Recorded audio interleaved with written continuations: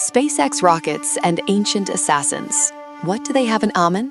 One spectacularly botched kanji. Let's dive into the ultimate linguistic crime scene.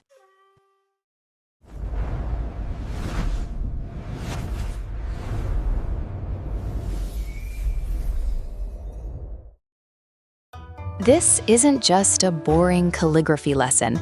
Consider this a 3,000-year-old bloodstain on the history of the Japanese language. We are looking at a kanji that survived rising dynasties, brutal wars, and somehow a massive spelling error. Grab your magnifying glasses, detectives, because today we are solving the mystery of the shooting typo. Let's dissect the scene, the anatomy of a shot, the kanji for shoot, pronounced iru. On the left side, we have a human body. On the right side, a unit of measurement. Wait, what? Just picture it.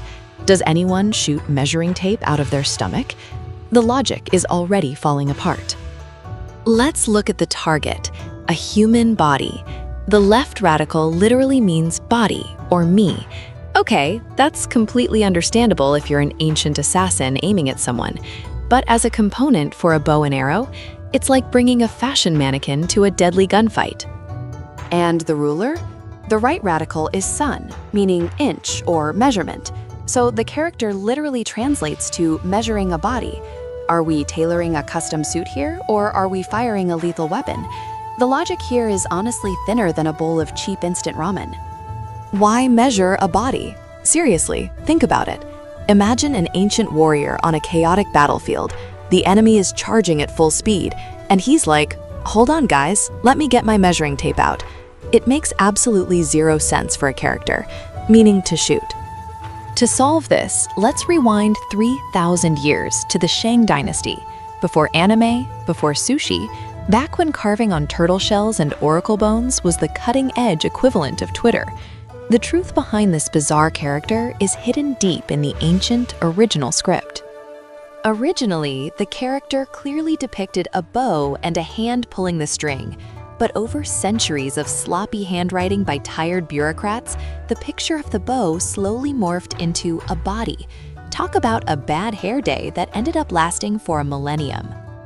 Yes, my friends, you are witnessing the ultimate historical typo. A scribe probably had way too much sake, completely messed up the strokes, and boom, a million JLPT learners have to suffer centuries later. Thanks a lot, random ancient guy. But wait, the plot thickens.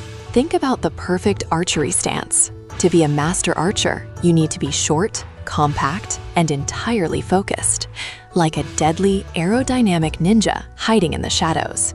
Keep that specific image in mind for a second. Welcome to the linguistic swap mystery. On the left, we have iru, to shoot. On the right, mijikai, meaning short. Look at their radicals. They completely swapped. The character for short literally has arrow and grain. The character for shoot has body and measure. It's a linguistic identity theft. Think about it. An arrow, ya, is essentially an ancient ruler. It's perfectly straight and a standard length. Arrow plus grain was originally meant to mean measuring something small, like being short. But no, they swapped the meanings entirely. It's absolutely hilarious. Knowing this secret is the ultimate intellectual flex. Next time you're stuck at a boring JLPT study group, just casually drop this knowledge. You know, the kanji for shoot and short were accidentally swapped by a drunk scribe in ancient China. Instant respect from everyone. But despite this massive typo, the concept of sha, or shooting, beautifully evolved. It went from a literal lethal strike with a physical bow to a metaphorical launch.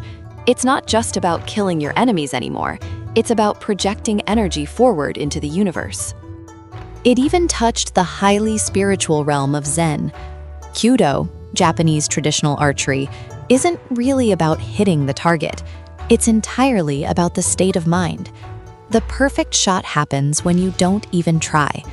That's incredibly profound for a word born from a spelling mistake. And in ancient Shinto rituals, shooting an arrow into the air purifies evil spirits, a cleansing launch. So our little drunken typo ended up taking on some serious holy responsibilities. Not a bad career upgrade for a mistake, right? Fast forward to modern Japanese vocabulary. Chusha, medical injection. You are literally pouring a shot into someone's arm.